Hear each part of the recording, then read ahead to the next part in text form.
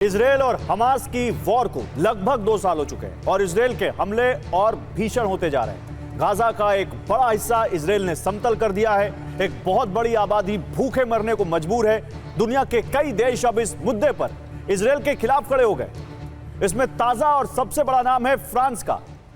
संयुक्त राष्ट्र महासभा में अपने भाषण के दौरान फ्रेंच प्रेसिडेंट इमैनुअल मैक्रोन ने कहा कि अब हम और नहीं रुक सकते।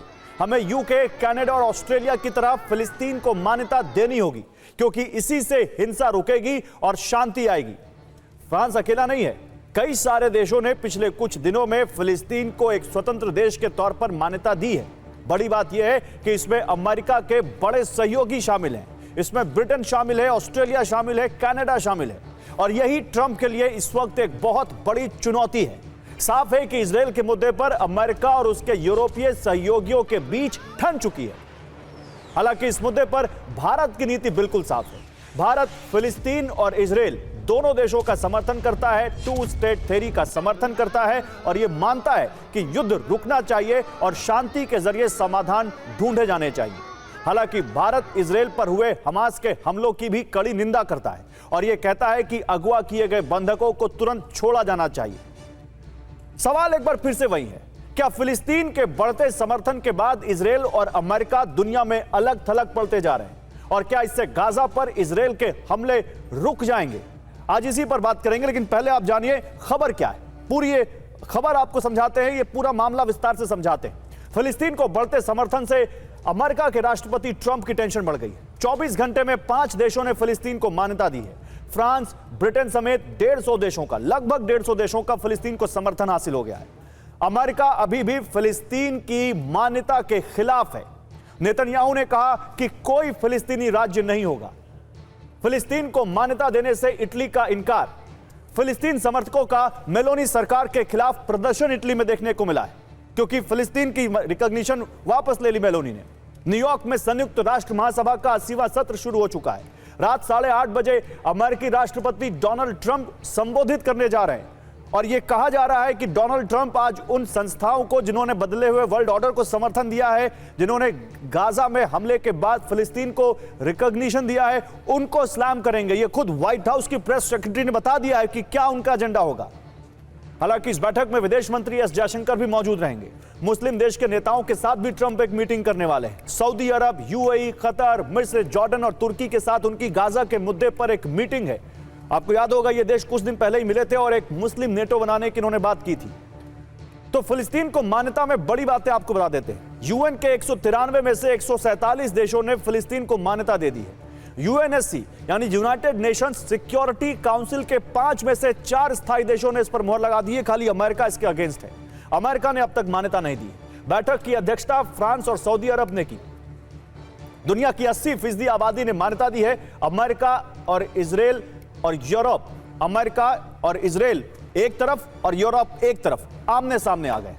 सवाल यही है कि क्या ट्रंप फिलिस्तीन के मुद्दे पर फंस गए? क्या ट्रंप इजरायल को समर्थन देने के मुद्दे पर दुनिया से में आइसोलेट होते जा रहे हैं? क्या इजरायल आइसोलेट होता जा रहा है? उससे भी बड़ा सवाल ये कि क्या फिलिस्तीन को मान्यता देने से गाजा पर हो रहे ये अटैक रुक जाएंगे? इजरायल और हमास की वॉर को लगभग 2 साल हो चुके हैं और इजरायल के हमले और भीषण होते जा रहे हैं। गाजा का एक बड़ा हिस्सा इजरायल ने समतल कर दिया है। एक बहुत बड़ी आबादी भूखे मरने को मजबूर है। दुनिया के कई देश अब इस मुद्दे पर इजरायल के खिलाफ खड़े हो गए। इसमें ताजा और सबसे बड़ा नाम है फ्रांस का। संयुक्त राष्ट्र महासभा में अपने भाषण के दौरान फ्रेंच प्रेसिडेंट इमैनुअल मैक्रोन ने कहा कि अब हम और नहीं रुक सकते। हमें यूके, कनाडा और ऑस्ट्रेलिया की तरह फिलिस्तीन को मान्यता देनी होगी, क्योंकि इसी से हिंसा रुकेगी और शांति आएगी। फ्रांस अकेला नहीं है, कई सारे देशों ने पिछले कुछ दिनों में फिलिस्तीन को एक स्वतंत्र देश के तौर पर मान्यता दी है। बड़ी बात यह है कि इसमें अमेरिका के बड़े सहयोगी शामिल हैं। इसमें ब्रिटेन शामिल है, ऑस्ट्रेलिया शामिल है, कनाडा शामिल है। और यही ट्रंप के लिए इस वक्त एक बहुत बड़ी चुनौती है।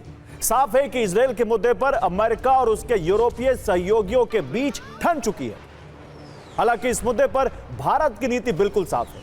भारत फिलिस्तीन और इजरायल दोनों देशों का समर्थन करता है, 2 स्टेट थ्योरी का समर्थन करता है और यह मानता है कि युद्ध रुकना चाहिए और शांति के जरिए समाधान ढूंढे जाने चाहिए। हालांकि भारत इजरायल पर हुए हमास के हमलों की भी कड़ी निंदा करता है और यह कहता है कि अगवा किए गए बंधकों को तुरंत छोड़ा जाना चाहिए।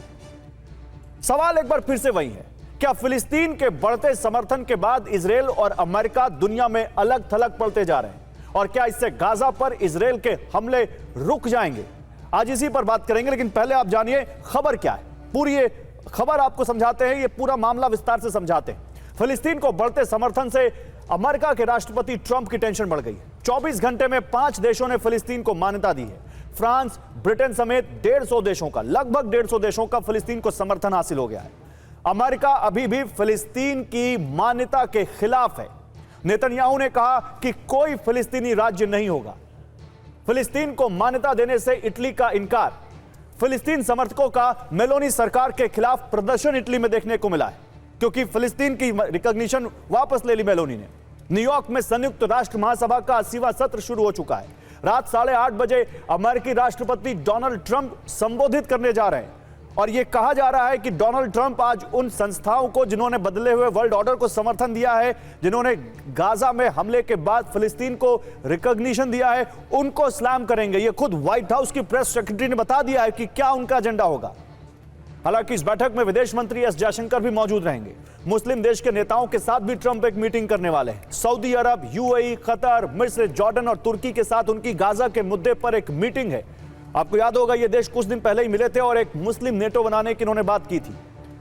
तो फिलिस्तीन को मान्यता में बड़ी बातें आपको बता देते हैं। यूएन के 193 में से 147 देशों ने फिलिस्तीन को मान्यता दे दी है। यूएनएससी यानी यूनाइटेड नेशंस सिक्योरिटी काउंसिल के 5 में से 4 स्थायी देशों ने इस पर मोहर लगा दी है। खाली अमेरिका इसके अगेंस्ट है। अमेरिका ने अब तक मान्यता नहीं दी। बैठक की अध्यक्षता फ्रांस और सऊदी अरब ने की। दुनिया की 80% आबादी ने मान्यता दी है। अमेरिका और इजरायल और यूरोप, अमेरिका और इजरायल एक तरफ और यूरोप एक तरफ आमने सामने आ गए। सवाल यही है कि क्या ट्रंप फिलिस्तीन के मुद्दे पर फंस गए? क्या ट्रंप इजरायल को समर्थन देने के मुद्दे पर दुनिया से में आइसोलेट होते जा रहे हैं? क्या इजरायल आइसोलेट होता जा रहा है? उससे भी बड़ा सवाल यह कि क्या फिलिस्तीन को मान्यता देने से गाजा पर हो रहे ये अटैक रुक जाएंगे?